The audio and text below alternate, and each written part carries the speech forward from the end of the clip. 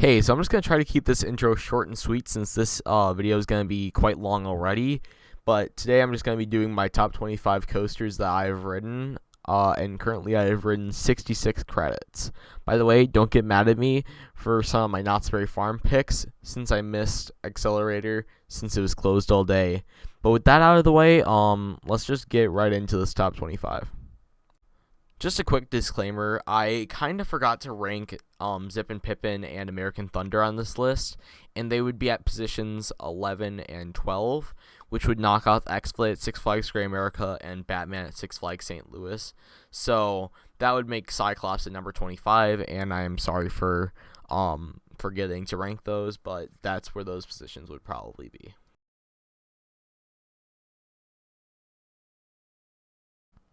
At the number 25 position, we have X-Flight at Six Flags Great America. I love riding this ride in the back row, but the other rows are kind of a family coaster in my opinion, since they do not give anywhere near the amount of positive forces that the back row does. But the back row does have a bit of a rattle, so pick your poison.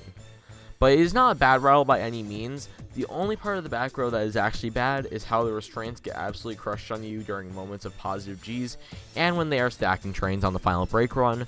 Other than that, this ride is amazing in the back row and is one of the top 7 rides at Great America, so I like this ride.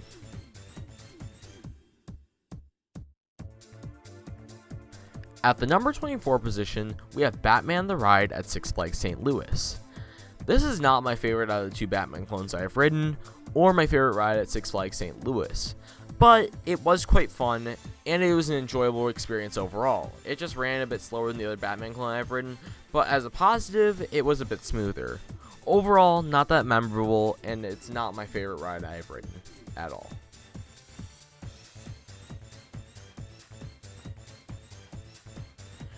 At the number 23 position, we have Cyclops at Mount Olympus Water and Theme Park. This had some incredible ejector airtime, but it just wasn't one of my favorite rides I've ever ridden due to the roughness and how short the ride is. This just wasn't the best ride ever, and I kind of overhyped it for myself, but it was still enjoyable nonetheless. Definitely would recommend.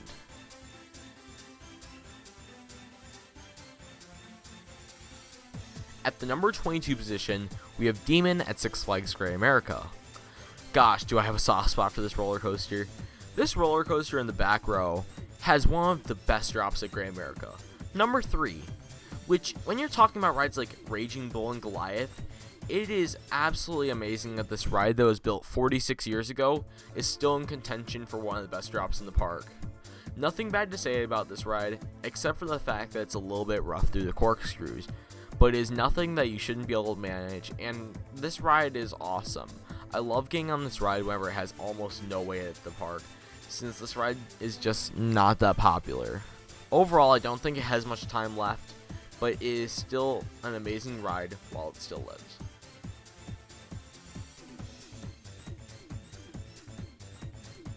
At the number 21 position, we have Flight of Fear at King's Dominion.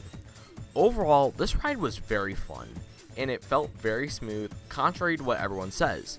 It had a great layout, full of fast-paced inversions, with a lot of positive forces. I liked this ride a lot, and it was a great break from the almost 90-degree heat in Doswell, Virginia. Overall, fun, and I would love to ride this again, but sadly I only got one ride on it.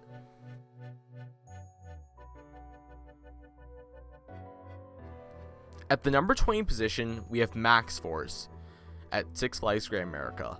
Overall, this ride has dropped a lot since last year, and it's just kind of fallen out of love with me. It's dropped multiple spots at Great America, and it's just not one of my favorite rides at Great America anymore. But it does have still an amazing launch, and it also has an amazing Heartline roll, which is my favorite part of the ride. But overall, it's just way too short, and I'm kind of bitter towards this ride, because during the 2021 season, it broke a ridiculous amount during the first half of the season, which I feel like the ride just wasn't reliable at all, and even a few months into the start of this season, it's still on one train op, so overall, I'm just bitter towards this ride, and I just don't love the ride. At the number 19 position, we have West Coast Racers at Six Flags Magic Mountain. I hate the restraints on this thing. Like, the uncomfort collars are just absolutely terrible, but the lap bars are pretty good. But final piece of the puzzle for the restraints sucking is that the trains are way too tight.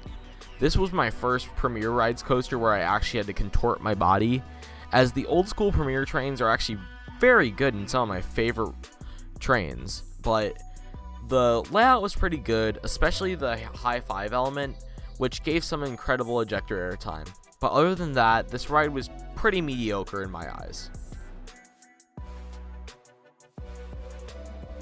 At the number 18 position, I have Mr. Freeze Reverse Blast at Six Flags St. Louis.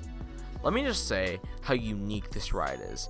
It has a crazy range of forces, from you going up the vertical spike and getting some insane ejector airtime, to the valleys on the ride having some insane positive G's that make you gray out. And let me just say, I almost never gray out, so for me to gray out on a roller coaster means that it's very intense, and let me tell you that this coaster was very intense.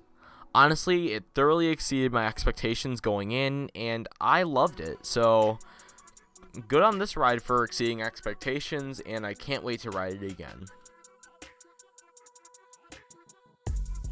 So now for the next few rides, we'll just have a few rides from Six Flags Great America. But for the next ride, at number 17, we have Viper. This ride was super fun. It has some amazing airtime, and especially some ejector on the double down. If you ride this coaster in the second and back row, you're going to have an amazing smooth experience with a bunch of floater and ejector airtime with some amazing laterals. Overall, a solid wooden coaster that is a great addition to Six Flags Great America's collection. So now for our last Great America ride for now, we have Batman the Ride at Six Flags Great America. Let me just tell you that this is my favorite Batman clone I've rode out of the two of the ones I've ridden. As opposed to the Batman at Six Flags St. Louis, this Batman consistently runs ridiculously fast, and with the added rattle, it adds a little bit of intensity, but not so much that it hurts. I love this ride, and every single time I ride it, I gray out on the verge of blacking out. This ride is absolutely insane, and the Helix is one of the most intense parts of a coaster that I've ever ridden. Easily the most intense at Great America. So overall, I love this coaster, and I love its terrain layout at Great America. At the number 19 position, we have Hang Time at Knott's Berry Farm. This ride honestly surprised me a lot with how good it was compared to what I thought it was going to be. I rode this ride in the back left seat, and it just had an amazing ride experience filled with a bunch of airtime, ejector to be exact, and it was really fun, but the thing is, the fun didn't last very long since it's a very short ride. But overall, good inversions and very good lap bars made for a great ride experience. Good on you, Knott's Berry Farm. At the number 14 position, we have Tatsu at Six Flags Magic Mountain. Overall, I really like the color scheme on this ride, and the pretzel loop is amazingly intense, but the rest of the ride is just pretty mediocre, but it's so much better, infinitely better in the other hand, than the Superman Ultimate Flight clones. But I just feel like it wasn't what I expected, and I feel like I was a little underwhelmed, but it still managed to make my top 15. At number 13, we have Full Throttle at Six Flags Magic Mountain. Man, did I like this ride compared to what I thought it was. It's very true that it's one of the short rides of the entire world, but in that short time, it packs some very good ejector airtime with some incredible restraints, which, unlike West Coast Racers, where you have the uncomfort collar, you just have the lap bar. Why couldn't they just do this for West Coast Racers? It made the ride so much more comfortable, and I loved the airtime on this ride. This ride was awesome, so I don't get why I get so much hate other than the shortness, but it was fun. At the number 12 position, I have Zeus at Mount Olympus Water and Theme Park. Let me first say that this is probably one of the smoothest wooden coasters I have ever ridden. It felt almost like a steel coaster with how smooth it was. I loved it so much. This was an incredible terrain wooden airtime machine. I mean, it packs in so many of the elements that a great wooden coaster has, and my favorite moment personally is the double down into a little trench almost that it has. And it's so funny to watch these cars try to stop on the brake run, as it is like so short. It's honestly an amazing ride, and I loved it. At the number 11 position, we have a newcomer to my top 15, which I never thought would get this high, as I used to absolutely hate this ride. But it is so much better than the other side of this roller coaster. Yes, it is American Eagle Red Side. Oh my gosh, this is ridiculously different than the blue side, even though they both look so similar in the POVs. Coming out of the massive helix, you get an insane pop of ejector airtime. This is the only reason why I actually like the helix, and I wish that red side was open this year, but sadly it's only blue side. And on the way going up to the helix, you get some insane floater airtime that is just awesome. I love this ride, and it is incredibly underrated. At the number 10 position, we have Raging Bull. Oh my gosh, this ride is absolutely insane in the back row. You get an absolutely incredible amount of airtime, with the best moment by far being the first drop. When it's running well, you can just get absolutely yonked over the first drop, and it is an insane pop of ejector airtime. Overall, I love this ride, and it is my second favorite ride at Great America, and it is only slightly upstaged by the next ride on this list, which is... At the number 9 position, we have Goliath at Six Flags Great America. This is such an underrated RMC, and even though it's the weakest RMC I've ridden, it is amazingly intense, and it is very fast-paced. I love this ride, and I try to get on it every single time I go to Great America. And the thing that makes it incredibly easy is the single rider line. I love abusing this and just getting on it like 10 times in one day. Overall, great ride, and the airtime camelback is just absolutely crazy. And the bottom of the dive loop is great. I love this ride. At the number 8 position, we have Apocalypse at Six Flags Magic Mountain. From the top of the first drop to the brake run, this ride is just non-stop insanity. It has some of the best pacing in the entire park. It is just such good airtime, laterals, and some light positive Gs. Honestly, I wish that they would have upped those up. But it was a very great ride with some of my favorite trains on any coaster. Probably my favorites. I love these Millennium Flyers so much, and I wish that they were on more roller coasters. So I love that. At the number 7 position, we have Hades 360 at Mount Olympus Water and Theme Park. My god, is this ride rough? But with what it lacks in smoothness, it is an amazing layout. It goes twice under a parking lot, and it is just an incredible wooden coaster. This ride is not talked about enough, and for a while it was actually my number 1. This ride was such a fun ride, and I loved this ride. I'm planning on getting on it in just a few weeks again, so I can't wait to have my updated feelings on it after a year and a half. At the number 6 position, I have Intimidator 305. Yes, this may seem low, but I also only got one ride, and I was in a not great seat for it. I wish I could have gotten a front row ride on this ride, but I only got one ride, and it was in the back row. So I don't have the greatest recollection of this ride. All I remember is blacking out at the bottom of the first drop and how insane this ride was.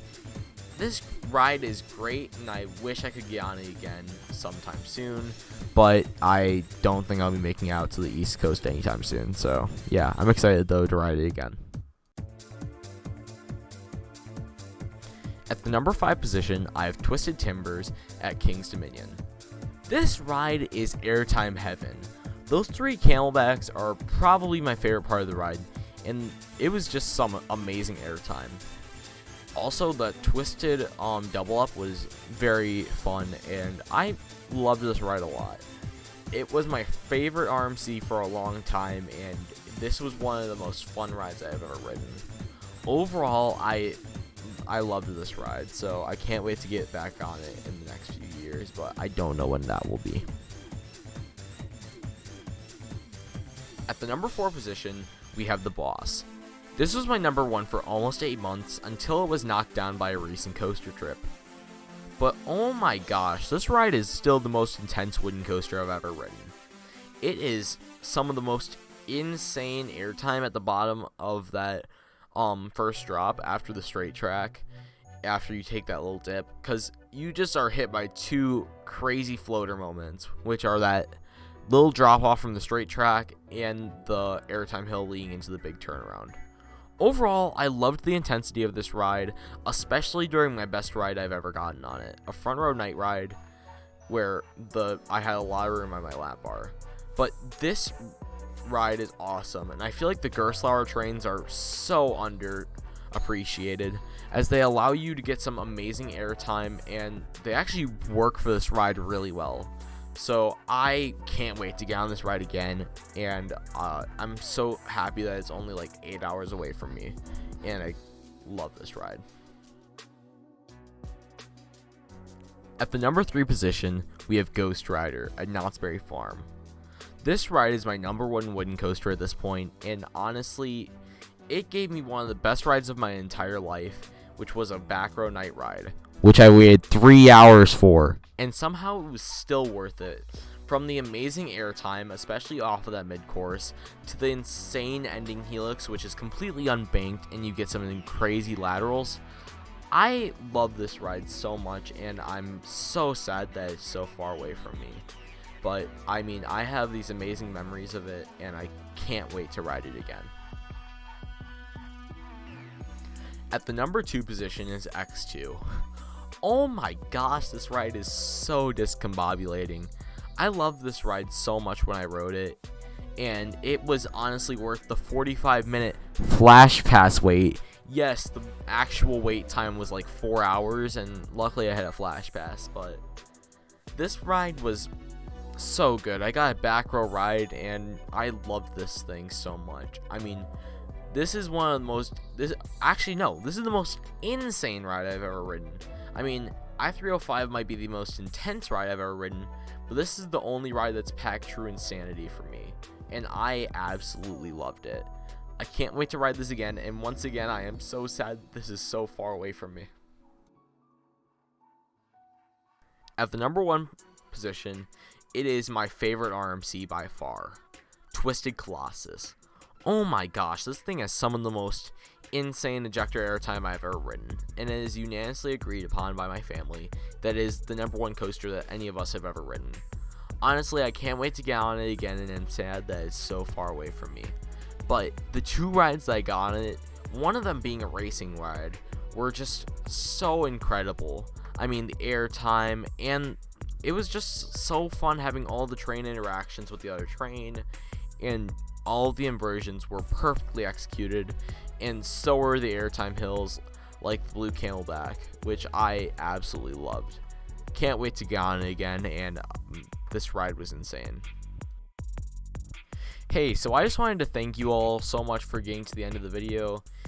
If you got here, you obviously liked the video, so why not just click the like button? I mean, it's just sitting right there. And while you're down there, why not click the subscribe button? But anyways, I hope you guys have a great day, and go on with riding coasters.